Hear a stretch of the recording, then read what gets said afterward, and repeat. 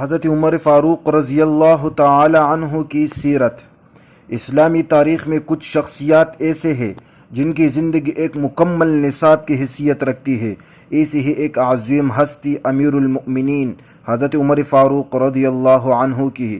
آپ کی سیرت ایک روشن ستارے کی طرح آج بھی ہمیں عدل، بہادری، سادگی اور اللہ پر کامل توکل کا درس دیتی ہے۔ حضرت عمر فاروق رضی اللہ عنہ مکہ مکرمہ میں پیدا ہوئے۔ ابتدائی زندگی میں آپ اپنی بہادری اور مضبوط ارادے کی وجہ سے جانے جاتے تھے۔ اسلام کے خلاف تھے مگر اللہ کی حکمت کچھ اور تھی۔ ایک دن جب وہ نعوذ باللہ رسول اکرم صلی اللہ علیہ وسلم کو نقصان پہنچانے کے ارادے سے نکلے تو راستے میں بہن فاطمہ اور بہنوی سعید بن یزید اسلام قبول کرنے کا علم ہوا۔ ان کے گھر پہنچ کر جب انہوں نے سورۃ طٰہٰ کی آیات سنی تو ان کا دل ایمان کی روشنی سے منور ہو گیا۔ اسی دن کے بعد سے مسلمانوں نے کعبہ میں اعلانیہ نماز پڑھنا شروع کر دی۔ حضرت عمر کا اسلام قبول کرنا مسلمانوں کے لیے ایک بہت بڑی تقویت تھی، ایک ایسا لمحہ جس نے اسلامی تحریک کو نئی روح بخشی۔ خلافت اور عدل کا نظام۔ رسول اللہ صلی اللہ علیہ وسلم اور حضرت ابوبکر صدیق کے بعد سن 13 ہجری میں آپ مسلمانوں کے دوسرے خلیفہ منتخب ہوئے۔ آپ کا دور خلافت تقریباً 10.5 سال پر محیط تھا، اور یہ وہ دور تھا جب اسلامی ریاست نے صرف وسعت اختیار کر رہی تھی بلکہ ایک مضبوط انتظامی ڈھانچہ بھی حاصل کر رہی تھی۔ آپ کی حکمرانی کا سب سے نمایاں وصف عدل و انصاف تھا۔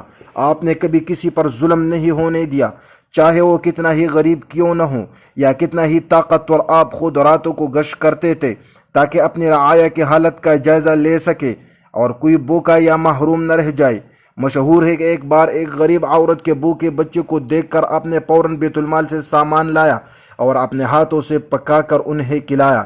یہ آپ کے رعایا پروری کے ایک بے مثال ہے۔ انتظامی اصلاحات اور سادگی۔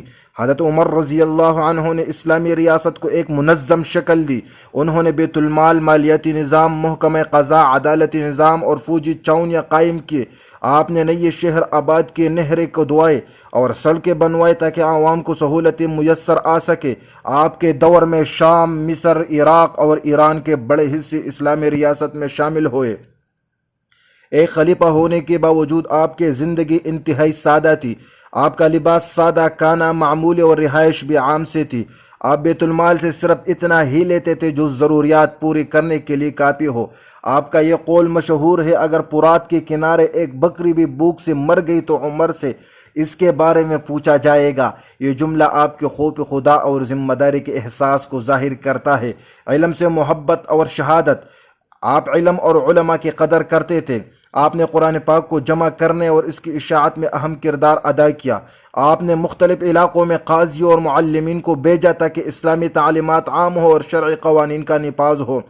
23 ہجری میں نماز فجر کے دوران ایک مجوسی غلام ابولولو فیروز ملعون نے آپ پر حملہ کیا اور اس زخم کی وجہ سے آپ نے جام شہادت نوش فرمایا۔ آپ کو رسول اللہ صلی اللہ علیہ وسلم اور حضرت ابوبکر صدیق رضی اللہ عنہ کے پہلو میں دفن کیا گیا۔ حضرت عمر فاروق رضی اللہ عنہ کی سیرت ہمارے لیے ایک مکمل نصاب ہے۔ یہ ہمیں سکھاتی ہے کہ ایک حکمران کو کیسا ہونا چاہیے، ایک انسان کو عدل، سادگی اور تقوی کے ساتھ کیسے زندگی گزارنی چاہیے۔ آپ کی حکمرانی کے اصول آج بھی دنیا بھر میں مثال کے طور پر پیش کیے جاتے ہیں۔ اگر آپ کو یہ ویڈیو پسند آئی ہے تو اسے لائک کریں، شیئر کریں اور ہمارے چینل کو سبسکرائب کرنا نہ بھولیں۔ آئندہ کسی اور عظیم شخصیت کی سیرت کے ساتھ حاضر ہوں گے، تب تک کے لیے اللہ حافظ۔